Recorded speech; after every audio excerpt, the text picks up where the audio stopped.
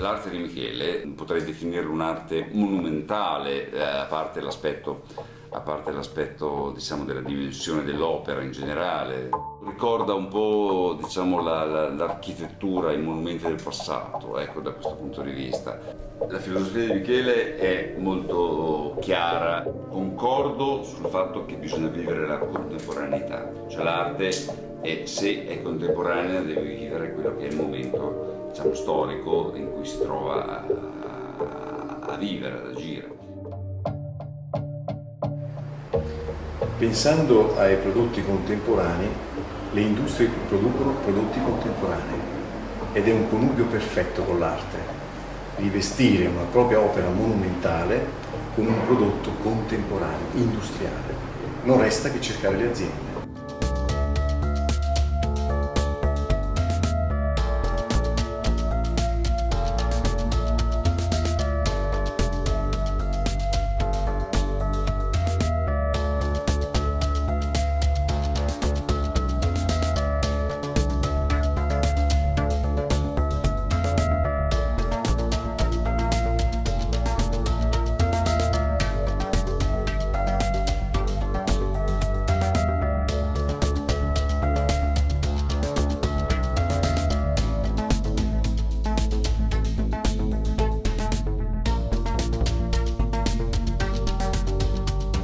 Quindi abbiamo contattato le aziende attenendomi così un po' all'immagine che mi ero fatto nella mente. Quali prodotti possono avere queste aziende? L'avremmo trovato, non l'avremmo trovato? Era da verificare e qui è nato il miracolo.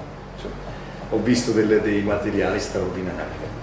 La mia ricerca nasce da un bisogno di esprimere attraverso l'arte il positivo e attraverso il positivo i veri valori, i valori dell'uomo. È una ricerca che mi ha sempre appassionato perché mi sono sempre chiesto a che cosa serve l'arte. E in realtà non mi soddisfaceva la mission generale dell'arte occidentale, che è quella di glorificare la propria persona. Per me l'arte deve avere uno scopo più alto nella mia mente, che non può esaurirsi nel soddisfare l'artista che fa delle cose, produce, no? Produce oggetti, produce la propria visione, Io in qualche modo ho sempre pensato a che cosa può servire agli altri quello che io faccio, ma se devo fare qualcosa che in qualche modo va sul mercato, che deve creare impatto sugli altri, che deve dare un contributo, mi pongo il problema a questo punto della mission. E mi sono chiesto, forse l'unica cosa che mi dà forza nella mia realtà è parlare del positivo e soprattutto parlare dei veri valori, i valori dell'uomo, di cui se ne parla poco oggi. E questo mi ha fatto capire che, essendoci questo vuoto, perché non occuparlo a questo punto? Ho detto, visto che è possibile parlare di qualsiasi cosa nell'arte, forse parlare dei valori soddisfa sia me che il pubblico che dovrà ricevere queste opere. E quindi questo mi ha dato veramente anche una certa soddisfazione personale, perché se una persona sta bene quando guarda una mia opera mi fa piacere e quindi questo mi gratifica.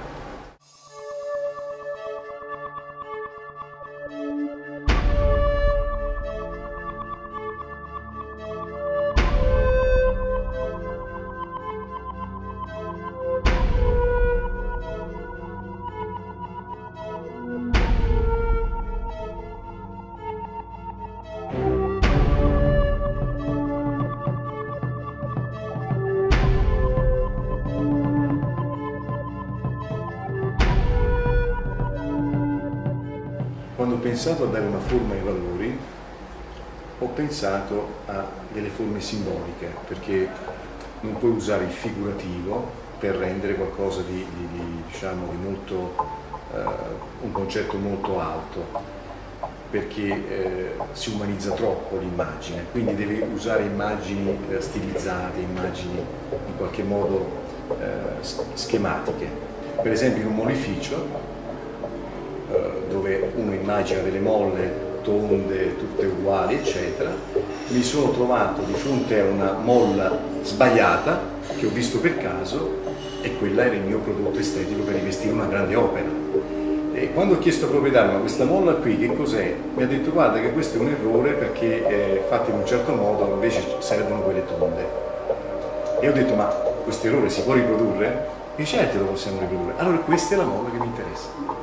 Ho realizzato diciamo la mia impostazione artistica su 3 cicli, che sono il ciclo delle piante, il ciclo delle teste e il ciclo della stele.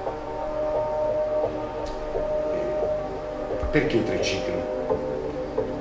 3 perché intanto è un numero simbolico che a me interessa molto ed è il numero di Dio, della perfezione, e poi perché in questo numero 3 ci sono secondo me tutti gli elementi per un discorso sui valori, che è quello della natura nel ciclo delle piante, nel primo ciclo.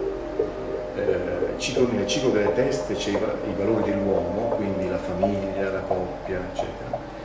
E nel terzo ciclo invece il valore della spiritualità dell'uomo, quindi il rapporto con Dio, la ricerca di Dio, le promesse di Dio. Ecco, nel pensare a questo insieme di valori li ho classificati in questi 3 elementi. Parliamo della natura, parliamo dell'uomo, parliamo di Dio. Ecco, l'arte di solito sembra essere qualcosa fuori, che sia fuori dalla realtà, cioè un qualcosa che vada oltre la realtà. Intanto noi viviamo nella realtà e gli artisti stessi attingono alla realtà per ogni creazione. Io ho pensato a creare un connubio tra arte e industria perché mi sono reso conto che parlare di cose spirituali, soprattutto come faccio io nella mia arte, comunque deve avere una connotazione temporale, deve essere contemporanea, per cui nel materiale industriale io ho ritrovato l'umanità che ovviamente produce, quindi l'industria che fornisce prodotti che noi usiamo, e poi i prodotti stessi che sono effettivamente la trama del contemporaneo. Perché? Perché vengono prodotti in questo momento. E guardando bene alcune produzioni di alcune aziende, questi prodotti effettivamente creavano la pelle, una pelle talmente suggestiva delle mie opere che era effettivamente coerente con tutto quello che stavo facendo. Quindi per poter portare anche questo discorso spirituale in una dimensione temporale e in una dimensione estetica contemporanea, assolutamente mi sono rifatto all'industria, che in questo caso, essendo produttrice di beni, deve avere anche una connotazione positiva, perché l'industria non può essere utilizzata ideologicamente come qualcosa che l'uomo diciamo, produce per il bene degli altri.